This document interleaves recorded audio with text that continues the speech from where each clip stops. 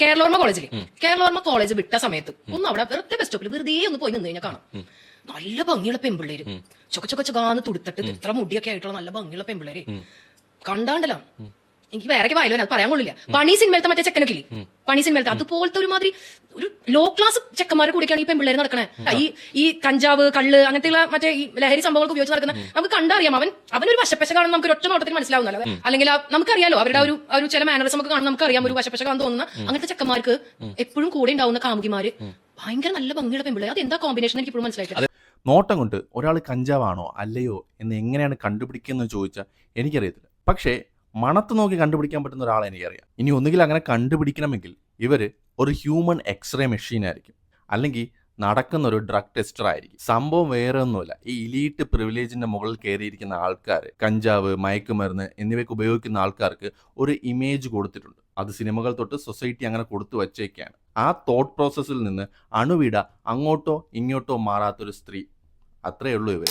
ഒരു മനുഷ്യന്റെ വേഷവും മറ്റും നോക്കി അയാൾ കഞ്ചാവാണോ അല്ലയോ എന്നൊക്കെ തീരുമാനിക്കുന്ന മാഡം സ്വയം വിളിക്കുന്നത് മോട്ടിവേഷണൽ സ്പീക്കർ എന്നാണ് കേട്ടോ. പക്ഷെ എന്നെ ഞാൻ വിളിക്കുന്നത് വിമൽ കുമാർ എന്നാ.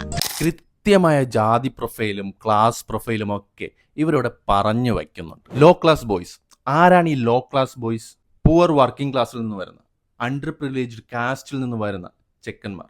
അവരെയാണ് ഇവരിവിടെ ടാർഗറ്റ് ചെയ്തിരിക്കുന്നത്. മാഡത്തിന്റെ എക്സ്റേ കണ്ണുകളിൽ സുന്ദരിയായ ഒരു പെൺകുട്ടി ഒരു വെൽ ഡ്രസ്ഡ് അല്ലാത്തൊരു ചെക്കനൊപ്പം നടക്കുകയാണെങ്കിൽ ബൂം, അവനൊരു ഡ്രഗ് അഡിക്റ്റ് ആയിരിക്കും. ആ പെണ്ണിന് തെറ്റും പറ്റി.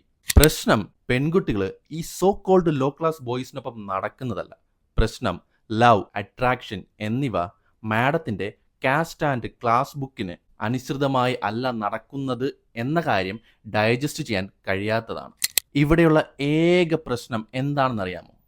നിങ്ങളുടെ സ്റ്റീരിയോ ടൈപ്പിംഗ് മാത്രമാണ്. പിന്നെ നിങ്ങൾ പറഞ്ഞ ആ മെനയില്ലാത്ത ചെക്കന്മാരോടൊപ്പം നടക്കുന്ന പെൺകുട്ടികൾ, അവർ പക്ഷേ ആ ആൺകുട്ടികളെ കണ്ടത് നിങ്ങളുടെ ഈ ദുഷിച്ച കണ്ണിലൂടെ അല്ലായിരിക്കും.